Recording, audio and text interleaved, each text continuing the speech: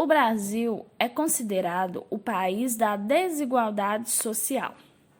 No nosso país, há minorias como mulheres, negros, participantes do grupo LGBT, que são vítimas de preconceito e de muita violência. Porém, engana-se quem acha que, quando dizemos minorias, trata-se de uma pequena parte da população brasileira. Não. Por exemplo, quando nós falamos que as mulheres elas são minorias, elas são mais da metade da população brasileira. Porém, são grupos mais vulneráveis e, portanto, mais suscetíveis à violência. Em 1988, com a aprovação da Constituição Cidadã, essa Constituição ela recebeu esse título porque, apesar da elite, do grupo que está no poder, sempre tentar no Brasil podar a participação popular com desculpas de que o povo não tem conhecimento suficiente para tomar decisões sobre uma nação, essa Constituição, ela acoplou no seu texto mais de 100 emendas populares propostas pela própria população brasileira.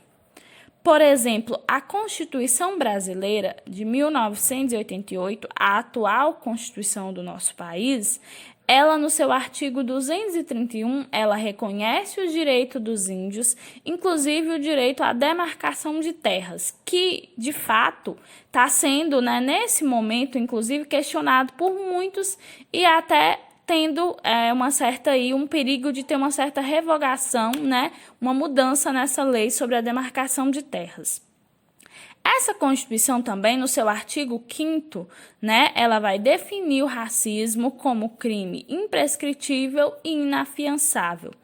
A Constituição de 1988, ela também vai garantir liberdades civis, acabando com a proibição, com a censura, defendendo a liberdade de expressão, Ela vai dispor em seu texto sobre a legislação do trabalho, ela vai ampliar a legislação do trabalho proposta há muito tempo pela CLT, ampliando a licença maternidade para 120 dias, reduzindo a jornada de 48 para 44 horas.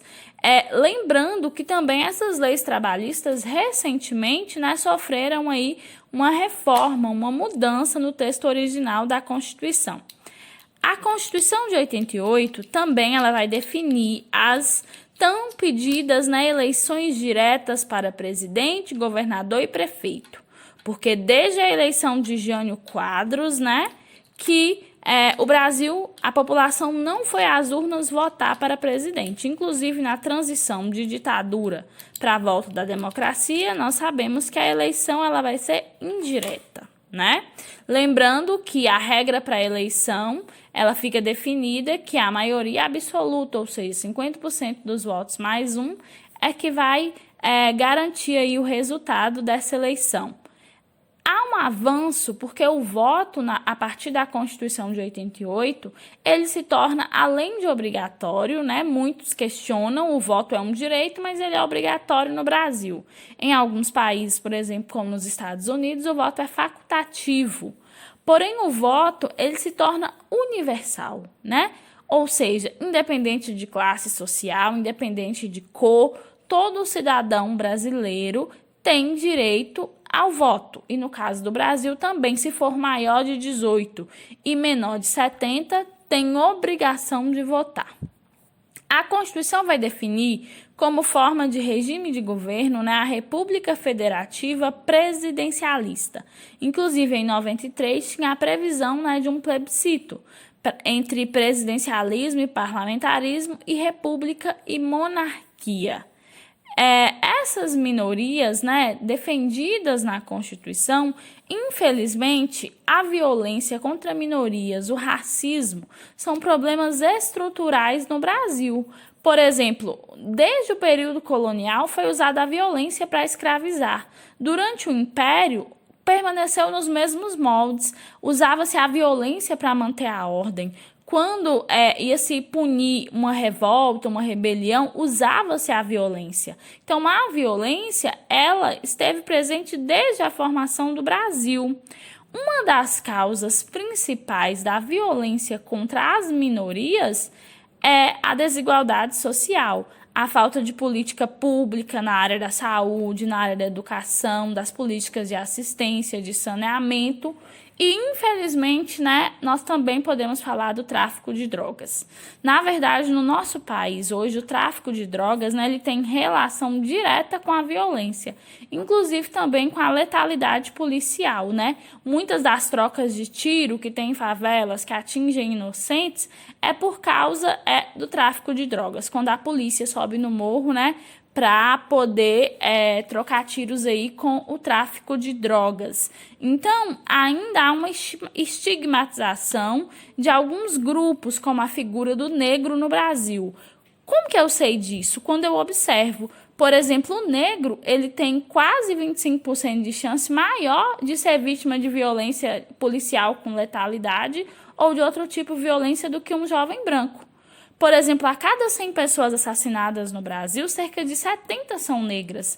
Então, os dados, eles não mentem. Ainda há muito que se avançar no Brasil quanto à questão da violência contra as minorias. Outro problema gravíssimo do Brasil é a circulação de armas, né?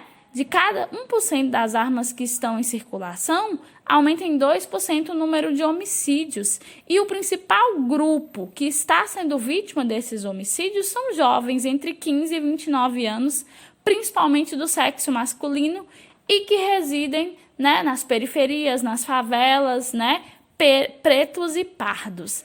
Então, gente, além de tudo, né, as mulheres... 68% das mulheres vítimas de homicídio também são mulheres negras.